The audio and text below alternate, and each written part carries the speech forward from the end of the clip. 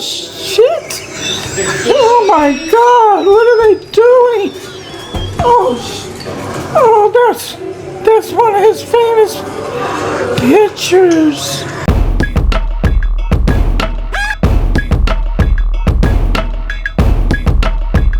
You just put some liquor in here. Well, that's fine. I'm on? I didn't know we're on right now. Yeah, we're Damn, on. David, you didn't tell me camera live action. You didn't do any of that crap. Well, this isn't a Steven Spielberg production, Mom. David, didn't you tell? God, this is tea. It's tea. Well, Mom, I want to talk to you about this. I know, and everybody out there knows, you're a huge fan of Van Gogh. And a couple of years ago, there was a couple of females who did a restoration of a very famous Van Gogh painting. Keeping in the spirit of Van Gogh and keeping in the spirit of what REN is going to be coming out with his Van Gogh trilogy, I wanted to just show you this little clip of the restoration that they did on this Van Gogh painting. That's in one of the art galleries in London. So if you're ready, I'm ready. Oh, yeah. So here we go. I know how you love the British people too, so. Oh, you piece of shit! Oh my God, what are they doing? Oh, that's one of his famous pictures. Oh Lord, you know that. Yeah, they're gluing their hands. You know, they need a butter knife stuck up their butts. I'm telling you, this is just. Oh, you're an ass. You're a piece of shit. Is it worth more than food? I don't want to see this shit. I'm more concerned about the protection of a painting or the protection my of God. the planet and people. Lord, The cost don't of watch. living crisis Don't is watch not this. the cost of oil crisis. Fuel is unaffordable to millions of cold, hungry families. They can't even afford to heat a tin of soup. Meanwhile, crops are failing. Millions of people are Arrest dying these people. in Get the monsoons, hell out of there. wildfires, and severe droughts. They glued their hands to the wall. New oil and gas is going to take everything we know and love. That I shouldn't have. You shouldn't have showed me that. Oh, okay. I tricked you. I had to show that to you. I'm sorry. So this actually happened a couple of years ago, and I think you guys can let me know if this really happened or not, but the word on the streets in the US of A was that the British people were just like, screw you guys. You glued your hand to the wall. We're just going to leave you there overnight to pee and crap yourselves. That was the word. That they like had a security guard, they locked up, and they were just stuck there overnight and themselves. I don't know if that's true or not. I hope it is. But, you know, knowing what a big Van Gogh fan you are, Mom, I'm sorry that happened. But, you know, here's the good thing about the UK. You know, the tomato soup that they threw on it probably didn't have nearly the ingredients that it does in the United States. So there's probably no acidity in there at all that damaged the painting. Now, if it was a US can of soup, it probably had 123 ingredients in it, and the painting would have melted right there in front of everybody's eyes. But I don't know. I don't even know if they were able to restore it or not. I just saw this a couple of days ago. I can't believe they did that. I can't. I thought, oh, I got to show this to my mom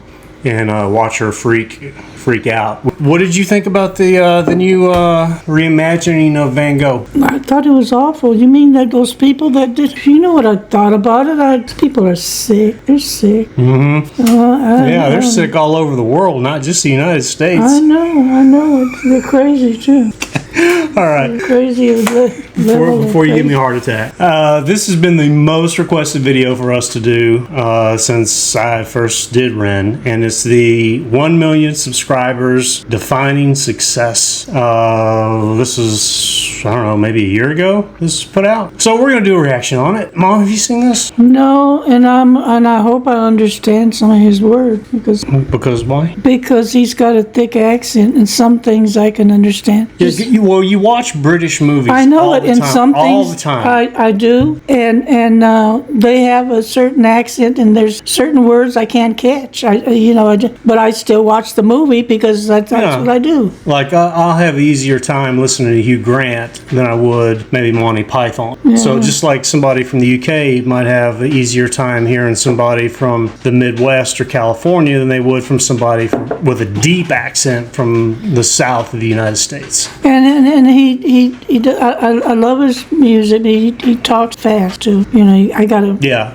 Well, I mean, he's got a very creative mind. So people who got things going, they're fast talkers. He changes subjects right on the. I don't know anybody who's like that in my life.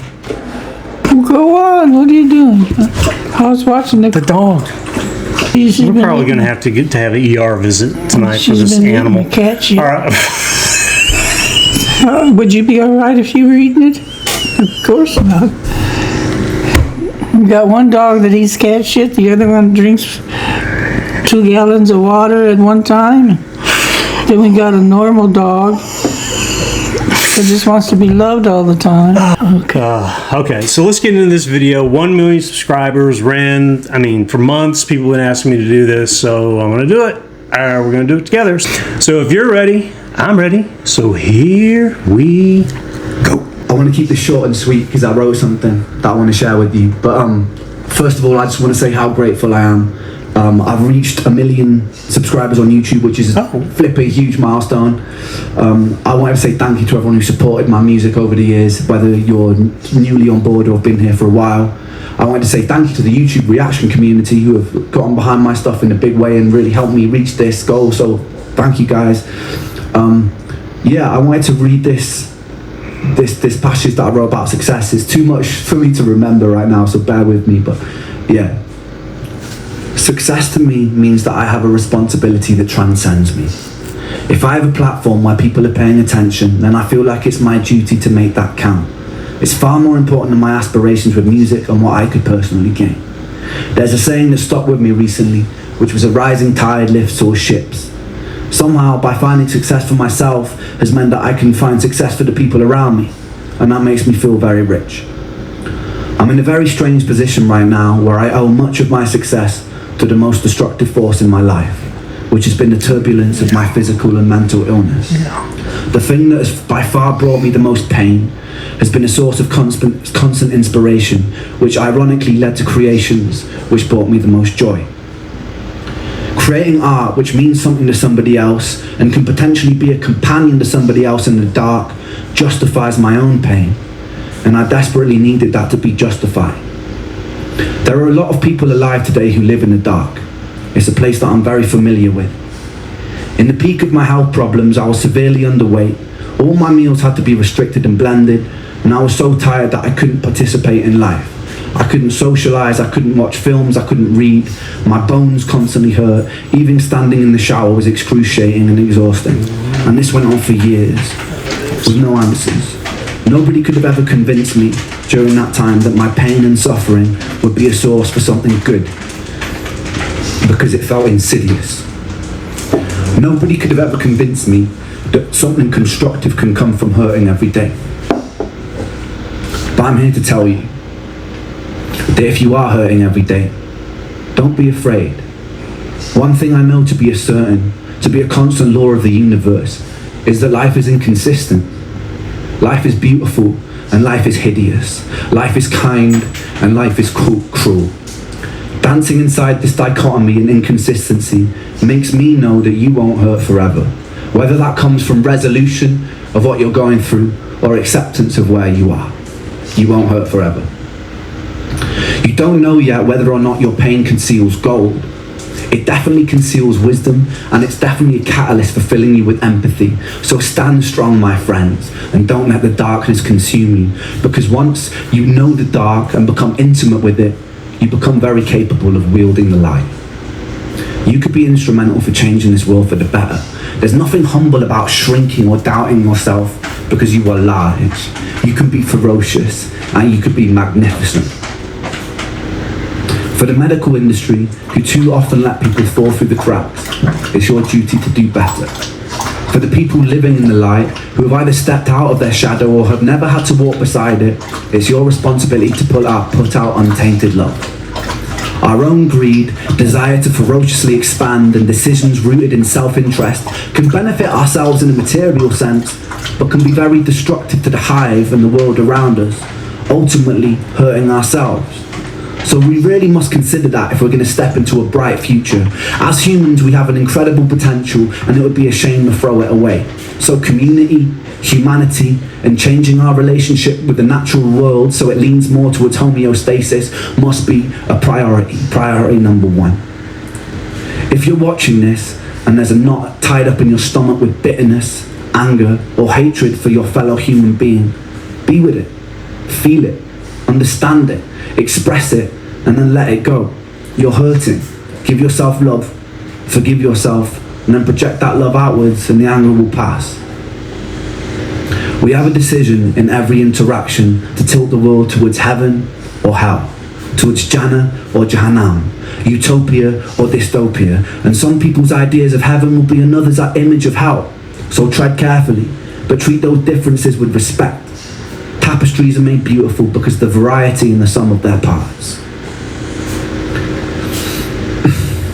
Thank you to 1 million people inside this rich tapestry for the opportunity for me to try and spread my own vision of what I believe to be good. And thank you for justifying my pain.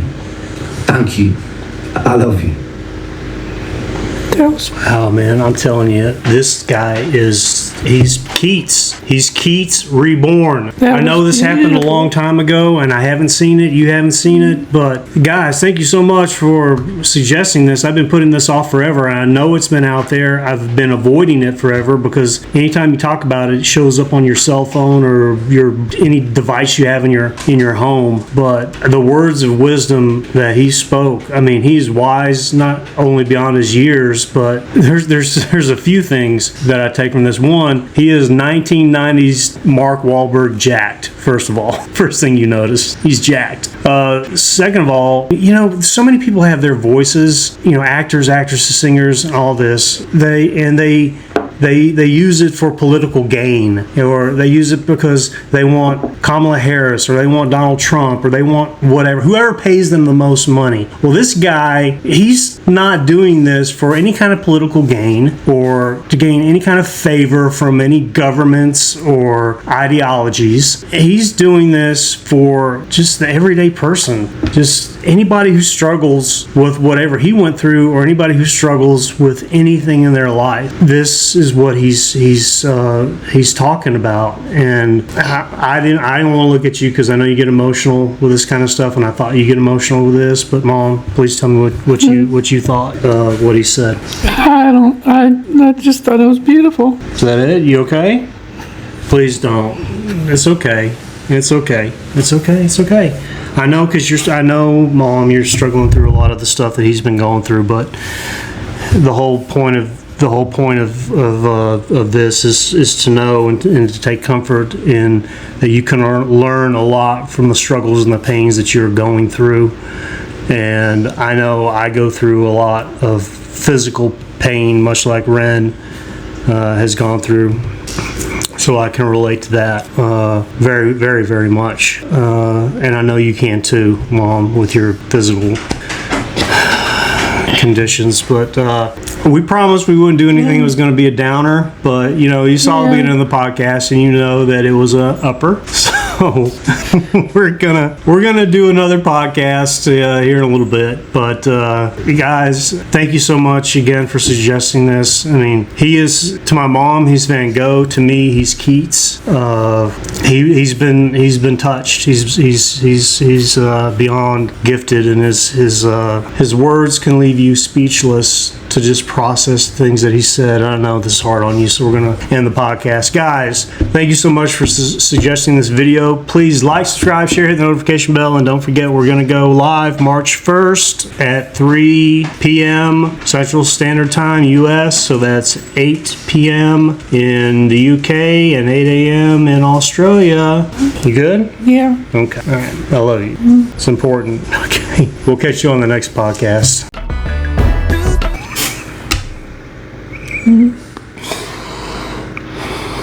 Things aren't going right. This has been a very difficult podcast to get through. We've had technical difficulties, but anyway, don't worry about it. I'll fix it in post.